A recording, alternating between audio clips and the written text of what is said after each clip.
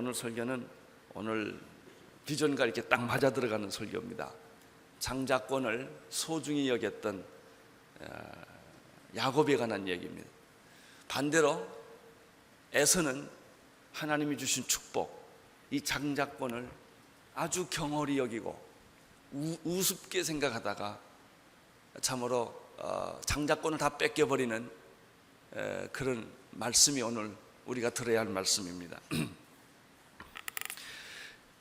약속의 자녀인 그 이삭의 아내 리브가의 태에서 20년 만에 수태돼서 자라나고 있던 아이들은 놀랍게도 쌍둥이였습니다. 먼저 태어난 아이는 쌍둥이 중에서 먼저 태어난 아이의 이름은 에서였고 나중에 태어난 아이의 이름은 야곱이었습니다.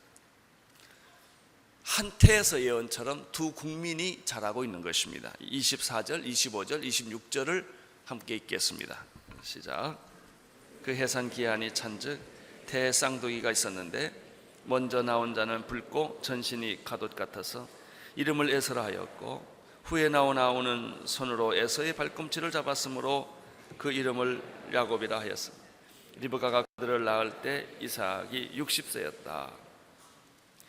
리브가가 낳은 쌍둥이의 이름은 놀랍게도 그들의 삶과 그들의 미래와 아주 걸맞는 그런 이름입니다. 먼저 태어난 에서는 오늘 성경에 보는 북다는 말, 에서라는 뜻은 북다라는 말과 털이 많다라는 말과 음역이 같은 말이 두 가지가 있는데 에돔과 세일입니다. 그 에돔과 세일이 복합해서 만들어진 말이 에서라고 합니다.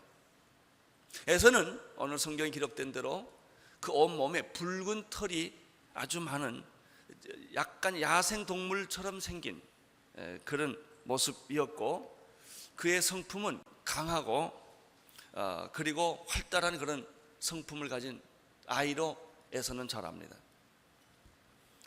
그런데 두 번째 태어난 쌍둥이였지만 야곱은 에서와는 아주 정반대 성품이었다는 성격이었다는 사실을 우리는 성경에서 보게 됩니다. 그는 유약하고 의존적인 그런 스타일입니다. 그가 태어날 때부터 야곱은 형의 발뒤꿈치를 움켜쥐고 태어나지 않으면 마치 자기가 태어날 수 없는 운명을 가진 것처럼 그렇게 악착같이 필사적으로 형의 뒷발꿈치를 붙들고 나왔다고 성경은 말하고 있습니다. 그래서 야곱이라는 이름은 에서와는 달리 약탈자라고 하는 의미를 가진 발뒤꿈치를 붙잡은 자, 걸려 넘어지게 하는 자라고 하는 그런 이름을 갖습니다. 야곱의 이름 그 자체가 악착같고 약간 사기성이 있고 심술구준대가 있는 그 이름이 붙여졌습니다.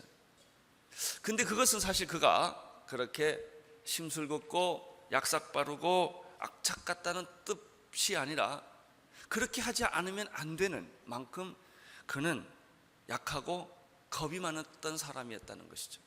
사람은 누구든지 그렇습니다. 겉으로 강하게 나타나 보이는 사람일수록 사실은 약하고 겁이 많은 사람입니다. 그래서 겉으로 강하게 이렇게 나타나는 것입니다. 야곱은 형의 발뒤꿈치를 붙잡지 않으면 불안한 존재요 무의미한 존재처럼 느껴졌던 그런 이름입니다. 26절 그 마지막 부분에 보면 리브가가 이러한 쌍둥이 두 아들을 낳은 때가 60세였다고 한다면 이삭이 결혼한 나이가 40이니까 약 20년 만에 기도해서 얻은 아들이 이 두 쌍둥이였다는 사실을 알게 됩니다. 근데 27절에 들어가면 조금 더 아주 짧은 구절이지만 우리는 에서와 야곱이 어떻게 자라났는가를 아주 단적으로 지적해주는 말씀을 보게 됩니다. 27절을 보십시오. 시작.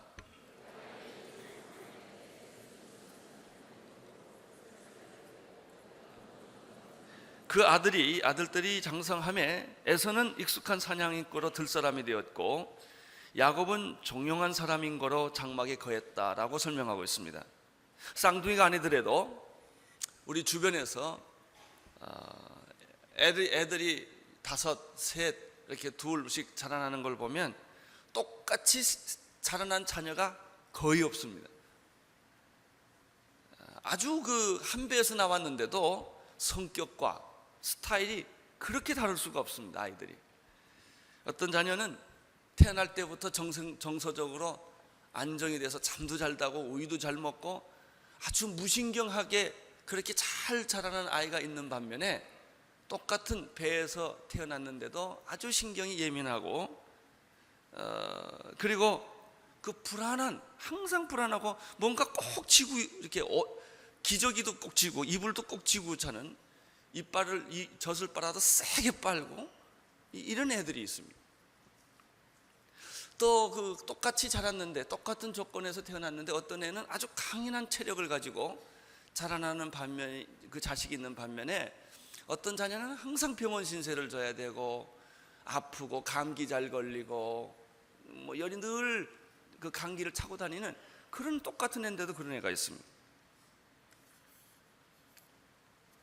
어렸을 때 보면 자랄 때부터 어떤 아이는 자기중심적이고 쾌락형의 아이가 있어요. 항상 모든 걸 움켜쥐고 욕심이 많고 그리고 자기중심적인 아이가 있는 반면에, 어렸을 때 누가 가르쳐주지도 않는데 항상 남에게 베풀고 심부름 잘해주고 남을 배려해주는 또 그런 아이가 있어요. 또 어떤 자녀를 보면 같은 배에서 태어났는데 말 잘하고 사람 잘 사귀고 활달하고 이런 자녀가 있어요. 뭐 그냥 하나 가지고 있으면 10개를 풀어먹는 그런 자녀가 있는데, 또 어떤 자녀는 말을 잘 안 하고 사람하고도 잘 안 사귀고 조용히 혼자 있고 아주 소심한 또 그런 자녀도 있어요. 같은 배에서 태어났는데 이게 성격이 전혀 다르다고 하는 것입니다. 우리는 그러한 사실을 에서와 야곱이라는 두 사람에게서 아주 놀랍게 이런 두 가지 스타일이 있다는 것을 발견합니다. 오늘 27절에 보면 에서는 익숙한 사냥꾼이었고 들사람이었다 이렇게 표현합니다. 남자답고 군인 같고 활달하고 말 잘하고 영웅적인 스타일이 바로 에서입니다. 대개 이런 사람은 또 집을 잘 안 돌봅니다. 그래서 집은 다 팽개치고 들로 산으로 이렇게 막 돌아다닙니다. 그게 에서였습니다. 익숙한 사냥꾼이었다라고 말하는 걸 보면 우리는 사냥꾼, 아주 전문 수렵꾼을 생각할 수 있습니다. 그런 사람들은 며칠 또는 몇 달 동안 집을 나가서 산을 헤맵니다. 어떤 때는 밤을 새기도 하고, 그리고 아주 사나운 짐승을 만나서 생명을 걸고 사투하기도 합니다. 이런 사람들은 그 산이나 들을 다니는데 아주 익숙해서 전술과 전략에 뛰어난 이런 대충 그런 사람들인데, 바로 에서가 그런 사람이었습니다. 그는 익숙한 사냥꾼이요 들사람이었다라는 말을 쓴 걸 보면 여행을 좋아하고 사업을 크게 벌리고 모험심이 강한 개척적인 그런 성향을 가진 사람이었습니다. 언제나 불가능에 도전하고 모험심이 강했을 것입니다. 이것이 바로 에서에 대한 설명을 우리가 이렇게 확대 해석해 보는 것입니다. 그러나 반면에 야곱은 어떤 사람이었습니까? 야곱은 아주 조용한 사람이었고 장마강에 거했다. 그러니까 에서가 들강아지였다면 야곱은 집강아지였습니다. 분명히 내성적이었고 소심했고 어머니 치맛자락을 붙잡고 부엌에서 맴맴 돌고 절대로 혼자 어디 가지 못하고 겁이 많고 무서움을 잘 타는, 그래서 누군가 도와주지 않으면 아무것도 하지 못하는 그런, 나이가 들어도 항상 손 빨고 다니는 그런 스타일의 사람이었다. 조용했고 집 밖을 나가지 않았다는 것입니다. 야곱은 이런 사람일수록 늘 그 소심하고 유약하고 어머니 치맛자락에서 자라는 이런 자녀들은요 고자질을 늘 잘합니다. 언제나 항상 자기 약하니까 고자질을 잘하고 무슨 일이 생겨도 책임을 잘 안 집니다. 이런 사람은 편하고 쉬운 일만 골라서 하고 어려운 일은 다 다른 사람한테 맡기고 그렇습니다. 이런 사람의 특징이 또 하나 있어요. 의심이 많습니다. 이 소심하고 유약한 사람들은 대범하지를 못하기 때문에 작은 일도 오해를 많이 하고 의심을 많이 하는 그런 스타일인데, 바로 이 한 배에서 태어난 에서와 야곱이 이런 모습을 가졌다는 것을 성경이 이야기하고 있습니다. 객관적이고 인간적인 측면에서 본다면 남자답고 멋있고 그럴듯해 보인 사람은 누구겠습니까? 야곱이 아니고 에서일 것입니다. 그런데 이러한 전혀 다른 두 스타일을 가진 쌍둥이 에서와 야곱을 가진 부모님의 태도는 이 사람들의 태도보다 더 수상한 데가 많고 이상한 데가 많습니다. 28절을 보십시오. 28절 시작. 이삭은 에서를 사냥하는 고기를 좋아하므로 그를 사랑하고 리브가는 야곱을 사랑하였더라. 문제가 있어요. 자식이 문제가 있는 게 아니라 이러한 두 다른 성격을 가진 자녀를 가진 부모 사이에 문제가 생겼습니다. 아버지 이삭은 병약하고 소심한 야곱을 별로 좋아하지 않습니다. 반대로 씩씩하고 활달한 에서, 그래서 자기가 좋아하는 고기를 늘 사냥해 와서 자기에게 맛있는 것을 대접해주는, 인간관계가 훨씬 부드러운 항상 에서를 그를 좋아합니다. 에서를 특별히 사랑했다고 성경은 말합니다. 이삭은 에서의 사냥한 고기를 좋아하므로 그를 사랑하고 이렇게 되었습니다. 그러니까 어떤 현상이 생겼겠습니까? 그 어머니는 정반대로 가는 겁니다. 형한테 항상 뒤지고 아버지한테 사랑을 별로 받지 못했다고 생각한 나약하고 병약한 이 야곱을 끼고 도는 겁니다. 리브가는 철저하게 야곱 편이었다. 성경은 그렇게 말합니다. 여기 다시 보십시오. 28절. 이삭은 에서의 사냥한 고기를 좋아하므로 그를 사랑했고 리브가는 야곱을 사랑했다. 여기에 가정의 불행이 시작됩니다. 여러분, 한 배에서 나온 자녀가 성격이 달라도 부모는 똑같이 사랑해야 합니다. 그러나 인간의 부모도 어쩔 수 없습니다. 많은 자식 중에 특별히 자기가 더 사랑하는 자녀가 있어서 편애를 한다는 것입니다. 부모들은 그래서는 안 되지만 자녀들에게 편애를 하고 편견을 가지고 대하는 모습을 우리 주변에서 많이 봅니다. 그것 때문에 어린 자녀들은 말없는 상처를 받습니다. 나는 이 집에서 쓸데없는 존재다. 아버지는 날 미워한다. 왜 엄마는 나한테 이렇게 할까? 사랑이라는 이름으로 했었지만 받아들이는 자녀는 그렇지를 않습니다. 저희 가족도 그런 면에서 예외가 아니었습니다. 저희 형님이 목사님이신데 저보다 늦게 목사가 됐습니다. 왜냐하면 아버지가 편애한다고 생각했기 때문에 큰아들보다 작은 아들인 저를 더 사랑한다고 생각을 했어요. 그래서 아버님이, 저희 형님이 아버지에 대한 상처가 참 많았습니다. 그 상처가 회복되질 않았습니다. 나이 40이 될 때까지. 그래서 제 아버님이 장로님이셨는데 스트로크로 쓰러지셨습니다. 그래서 침대에서 5년 동안 대소변 다 받아들이고 음식을 잡수지 못하고 말도 못하고 침대에서 계셨습니다. 돌아가시기 전 얼마 전에 마지막으로 형님하고 화해가 시작됐습니다. 아버지와 말 못하는 아버지, 처음에는 항상 피하시던 형님이 면도를 해드리고 밥을 먹여드리고 키스를 하고 안아주고 몸을 닦아주는 일을 했습니다. 저는 그래서 왜 아버님이 5년 동안 침상에서 그렇게 고생을 하셨나고 생각하니까 아들하고 하나님이 화해할 시간을 주기 위해서 그런 시간을 주셨어요. 저희 형님은 아버님이 돌아가실 때는 그 상처를 다 풀고 말 못하시는 아버님을 눈물을 흘리며 껴안고, 그리고 아버님은 돌아가셨어요. 이렇게 편애라는 게 무서운 것입니다. 한 사람의 일생을 상처를 주고 꼽히지 못하게 만들었던 것이 부모의 잘못된 편견, 편애는 그런 상처를 주는 것입니다. 저희 형님은 그 후에 목사가 되셨습니다. 그래서 형님도 목사가 됐고 저도 목사가 됐습니다.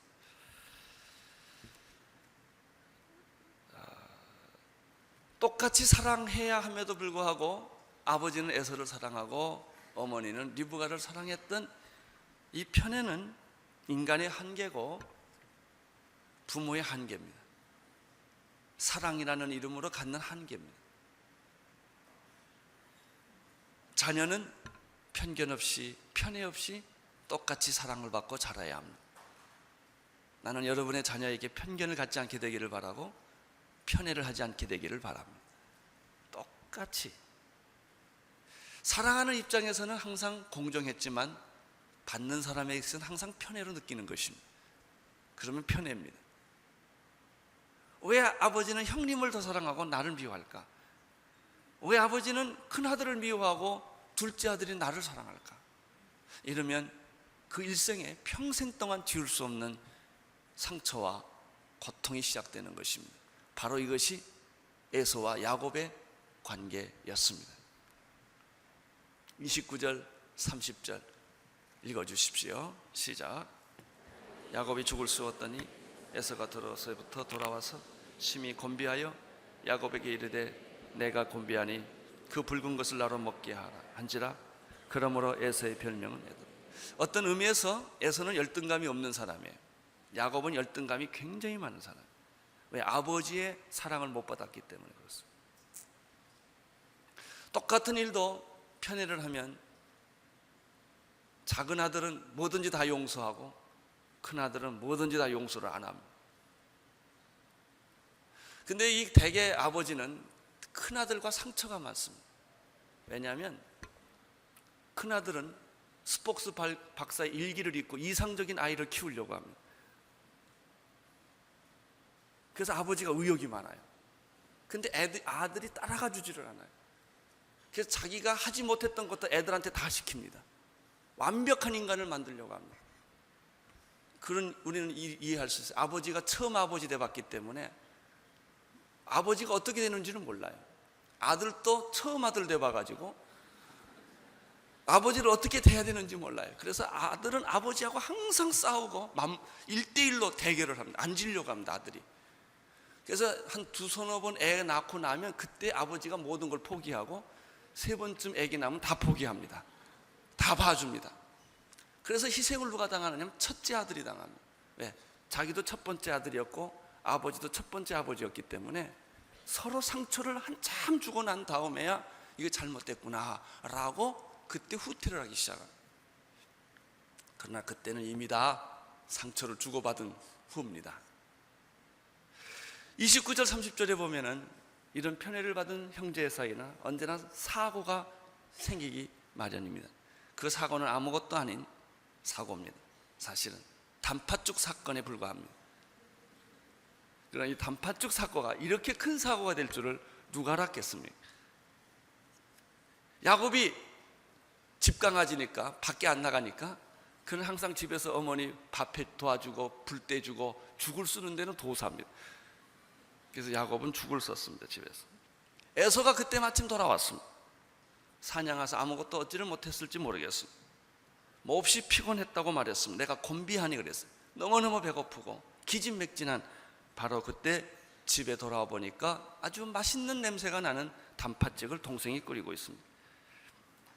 견디지 못한 에서는 아주 조급하게 야곱에게 말합니다. 단팥죽 한 그릇을 달라고 말합니다. 30절 끝에 보면은 에서의 별명이 에돔이라고 말했는데 그것은 에서의 거칠고 물질적이고 육체적인 면을 보여주는 말입니다. 에서는 영적인 데는 관심이 없는 사람입니다. 들로 산으로 다니기를 좋아하고 사냥하는 것을 좋아하고 무엇보다도 먹는 것을 좋아해요. 우리도 보면 가끔 식도락 먹는 것 때문에 저기 전라도도 가고 경상도까지 가고 가서 꼭 먹고 오는 분들이 계십니다. 이런 분들은 배고픈 걸 못 참습니다.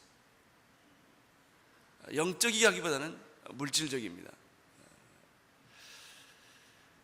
에서가 그랬습니다. 그는 정신적 가치를 중요하게 생각하지 않았습니다. 영적 가치를 중요하게 생각하지 않았고 그는 쾌락과 먹고 마시고 활달하고 사냥하고 이런 것들을 아주 그 외향적인 그런 것을 좋아하는 그런 스타일이었습니다. 그러나 야곱은 에서와는 달랐습니다. 사실은 집에 있었기 때문에 겉으로 표현하지 않을 뿐이지 사실 야곱은 그 일생을 보면 욕심이 많고 야망이 많고 아주 꿍하는 게 많은 사람. 겉으로는 아무 표현도 안 하면서도 속으로는 할지 못할지 다 하는 사람이 이 야곱입니다. 아주 무서운 사람이에요. 그리고 시기와 질투가 많습니다. 겉으로 항상 웃고 있지만 속으로는 무슨 생각을 하는지 모르는 사람이 야곱이었습니다. 야곱은 잘 알고 있었습니다. 자기가 형에게 육체적으로도 당할 수 없고 이미 장자권도 형이 다 있다는 것도 알 수 있습니다. 뺏을 수 없다는 것도 알고 있었지만 야곱은 오늘 성경에 보면 놀라운 걸 하나 발견합니다. 형의 장자권을 넘보고 있다는 거예요. 자기가 순리적으로 받을 수 없음에도 불구하고 그는 그 야망이 속에 있었다는 사실을 오늘 우리는 여기서 발견하게 되는 것입니다. 형과 경쟁할 수도 없습니다. 그러나 포기하지도 않습니다. 끝없는 갈망, 따먹을 수 없는 열매, 이룰 수 없는 대상을 향하여 끝없는 갈망을, 열망을 불태우고 있는 사람이 야곱이었습니다. 어떻게 합법적으로 형을 이길 수가 없을까? 물리적으로는 이길 수가 없는데 자꾸 머리를 돌리는 것입니다. 또 생각하고 또 생각하는 것입니다. 근데 드디어 때가 온 것입니다. 형이 기진맥진해서 단팥죽 한 그릇 달라는 것입니다. 꾀가 많은 야곱은 이 기회를 절대로 놓치지 않습니다. 31절을 보십시오. 시작. 야곱이 가로되 형의 장자의 명분을 오늘날 내게 팔라. 야곱의 관심은 단팥죽도 아니고 형의 배고픔도 아니에요. 때만 되면, 기회가 되면 어떻게 해서든지 합법적으로 형의 장자권을 갖고 싶은 거예요. 여러분, 이렇게 갖는다고 뭐 장자권이 가져지겠습니까? 근데 야곱의 생각은 달라요. 야곱은 장자권의 축복이 무엇이며 정신적 가치가 무엇인지를 아는 사람이었어요. 에서는 물질적 가치관을 가졌던 사람이고 야곱은 영적인 가치, 정신적 가치가 중요한 것을 알았던 사람이에요. 그는 가당치도 않는 이러한 야망과 목표를 결코 포기하지 않았고 배가 고파 죽게 된 에서에게 단팥죽 한 그릇을 주면서 형, 내가 이거 줄 테니까 장자권 나한테 팔어 라고 말을 한 거예요. 여기서 우리는 배워야 할 게 몇 가지가 있어요. 배워서는 안 될 게가 있고 배울 게 있습니다. 비록 야곱이 내성적이고 병약한 사람이고 형의 그늘에서 살아왔던 사람이지만 그가 그에게 배울 것이 하나 있습니다. 장자권의 명분이 얼마나 중요하다는 것을 그는 알고 있었다는 것이죠. 가난해도 좋다, 집 없어도 좋다, 다 포기하겠다. 그러나 이것만은 내가 가져야 되겠다 라는 생각을 야곱이 하고 있었다는 거예요. 이것을 우리는 높이 사야 합니다. 영적 가치, 정신적 가치가 내가 지금 당장 배부르고 쾌락을 누리고 많은 걸 소유하고 누리는 것보다 얼마나 중요한가 하는 거예요.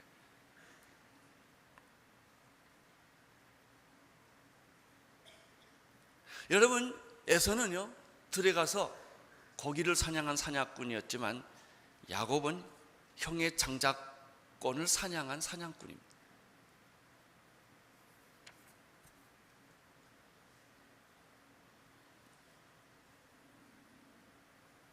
야곱은 자기가 원하는 것을 어떤 방법을 통해서도 얻어내는 그런 사람이었습니다. 그가 얻은 성공은 불법은 아닙니다만은 교활한 것입니다. 어떤 사람이 교활합니까? 상대방의 약점을 이용해서 일을 만드는 사람이에요. 그 뒤를 캐고 약점을 캐고 약점을 물고 그리고 그 사람을 압박을 해서 공격해내는 것입니다. 얻어내는 것입니다. 요즘 우리나라의 모든 정치가 그렇습니다. 상대방의 약점을 집어넣고 그 다음에 그 사람을 코너로 몰고 가서 케어시키는 것입니다. 그리고 자기가 원하는 것을 뺏어내는 것입니다. 이 사람이 야곱이었습니다.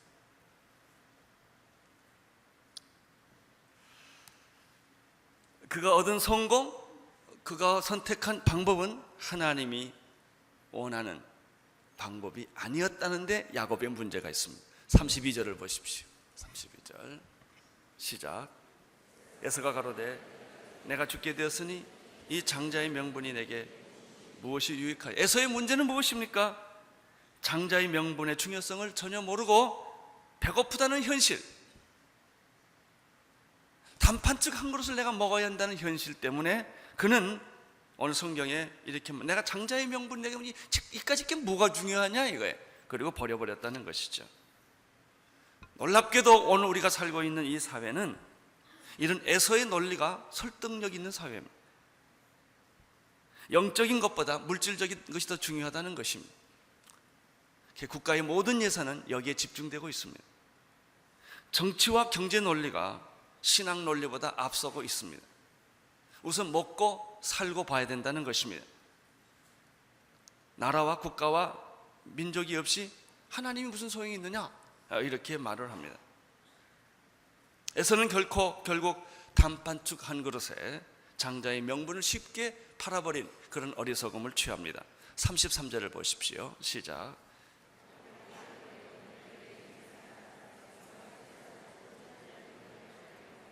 오늘 우리는 두 가지 아주 중요한 교훈을 얻습니다. 첫째는 영적이고 정신적인 가치를 소홀히 여기지 말라. 물질적인 가치보다 더 중요한 것은 영적인 가치다라고 하는 것입니다.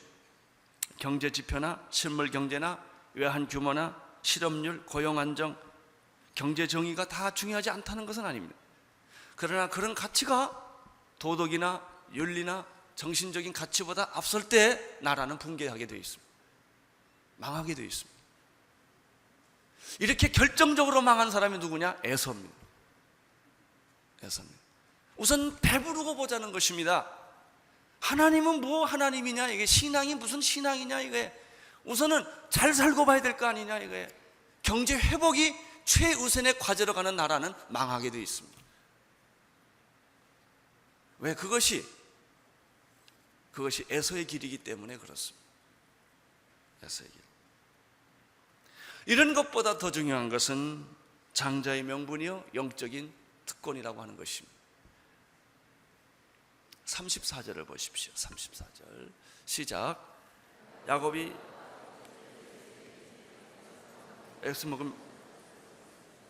에서는 장자의 명분을 뭐라고 그랬죠? 여기 아주 성경에 에서는 장자의 명분을 경홀히 여겼기 때문에 장자의 명분을 뺏겼고 결국은 야곱한테 축복이 넘어가고 마는 거예요. 여러분은 어떻습니까? 우리는 여기서 34절에서 야곱이 떡과 팥죽을 에서가 주매 에서에게 주매 에서가 뭐라고 했죠? 먹으며 마시며 일어나서 갔다. 에서는 물질주의자였고 현실주의자였고 쾌락주의자였습니다. 그는 영적이고 정신적 가치를 소중하게 생각하지 않는 그런 사람이었어요. 먹고 마시고 일어나서 갔다. 그게 인생의 전부예요. 저는 가끔 그 대중식당 음식 잘하는 데 식당 가보면요 일종의 전쟁터 같아요. 칼과 총만 안 들었을 뿐이지 나이프와 포크와 숟가락을 들고 땀을 뻘뻘 흘리면서 그냥 인생이 먹는 게 전부다 이거. 특별히 무슨 보신탕 같은 거 먹는 걸 보면 술 한 잔 갖다 놓고 먹는 걸 보면 인간이 동물하고 다른 게 뭐냐 그런 생각. 인간이 동물하고 다른 게 뭐냐. 이 에서의 삶이었어요. 우리나라는 온통 먹자판이에요. 먹자판. 가는 데마다 식당만 있어요. 소비, 쾌락 문화만 가득 차 있습니다. 술집, 식당, 그저 노는 거, 쾌락을 누리는 거, 먹는 거, 닦는 거 이런 걸로 나라가 온통 가득 정신적 가치가 찾아볼 수 없는 이런 피폐한 그런 나라로 만들어가고 있는 거예요. 책을 읽는다든지 묵상을 한다든지 고통을 겪는다든지 정신적 가치를 추구한다든지 도덕적 가치를 추구한다든지 어린 아이부터 어른에 이르기까지 뭐 어른들이 더해요. 이것이 우리가 살고 있는 불행한 사회, 그것이 에서의 사회였다는 것이죠. 에서가 사는 그런 사회가 바로 먹자판, 놀자판 그런 사회라는 것이죠.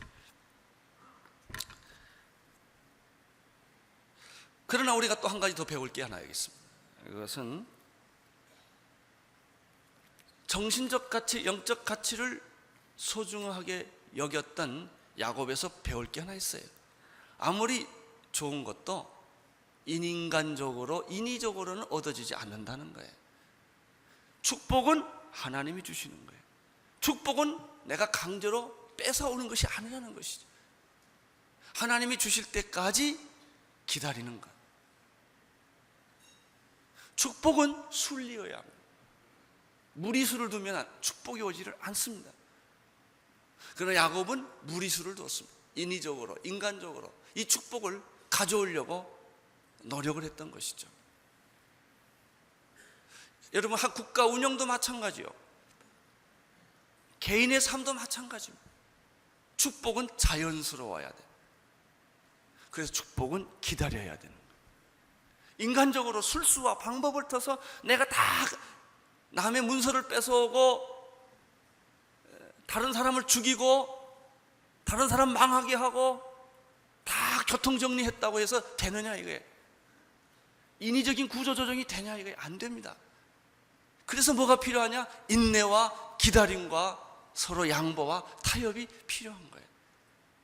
끝까지 참고 기다려서 그리고 이것을 만들어낼 때 거기에 정신적, 영적 가치가 생기는 것이죠. 우리는 오늘 에서와 야곱에서 아주 중요한 것을 우리의 비즈니스, 우리의 국가 운영, 우리의 개인의 삶, 교회 운영에서 아주 중요한 원칙 두 가지를 발견해요. 물질적 가치보다는 영적 가치가 중요한 것이다. 에서는 여기서 실패했다. 그럼 야곱의 실패는 뭐냐? 그는 영적 가치의 중요한 것을 깨달았지만 그러나 그것을 얻는 방법이 수단과 방법을 가리지 않았다는 데 문제가 있는 거예요. 야곱은 좀 더 기다려야 했고 정직한 마음으로 하나님을 신뢰했어야 했습니다. 그러나 야곱은 자기가 원하는 것을 얻기 위해 하나님의 시간을 기다리지 않았습니다. 그리고 야곱은 자기의 꾀와 수단과 방법을 개입을 시킨 거예요. 이 본문을 가만 보십시오. 에서가 들에서 돌아와 심히 곤비하여 배고파 죽게 되었을 때 아주 우연히도 야곱이 단팥죽을 그 자리에 쓰고 있었을까요?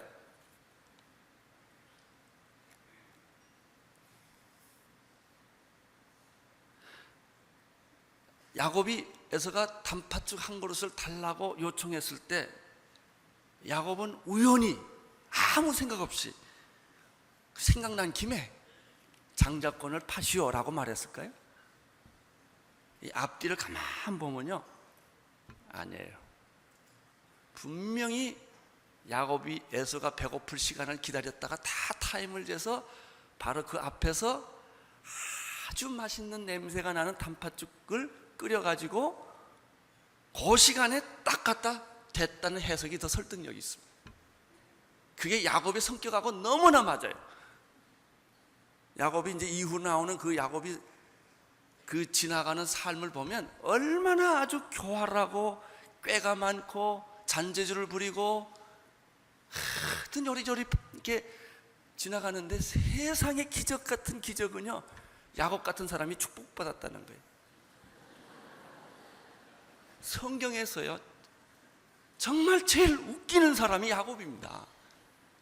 아버지 중에 실패자, 이 사람이 아버지 중에 상처가 많고 너무너무 사랑받을 수 없는 사람이에요. 이 사람, 이런 사람이야. 이런 사람, 하나님의 사랑을 받았다 이거예요. 여기에 우리의 희망이 있습니다.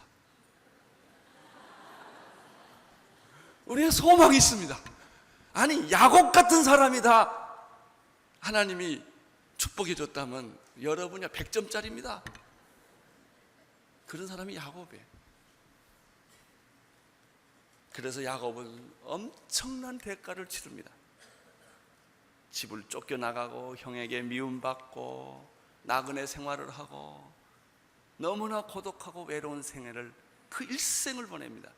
그의 인위적인, 인간적인, 율법적인 삶의 태도 때문에 그런 것입니다. 영적인 것일수록 하나님께서 거저 주시는 은혜임을 알아야 합니다. 축복일수록 그것은 약탈물이 아니고 선물이라는 사실을 알아야 합니다. 남의 돈을 뺏어서 행복해지지 않습니다. 부자는 될 수 있습니다. 행복해지지 않습니다. 남을 죽이고 착취해서 권력을 뺏어서 부를 뺏어서 얻어진 부는 당신에게 행복을 약속하지 않습니다. 고난이 올수록 기뻐하고 환난이 올수록 감사하며 위기에 처해 있을수록 기도와 인내로 승리할 때 하나님의 승리는 주어지는 것이죠. 그렇게 사신 분이 예수 그리스도이십니다. 기도하겠습니다. 하나님 아버지, 오늘 우리들이 인생을 살아나갈 때 에서와 같은 삶을 살지 않게 해주시고, 또 야곱이 축복을 받았지만은 야곱이 부렸던 잔깨와 같은 그런 권모와 술수로 인생을 살지 않게 저희들을 도와주시옵소서. 예수님 이름으로 기도합니다.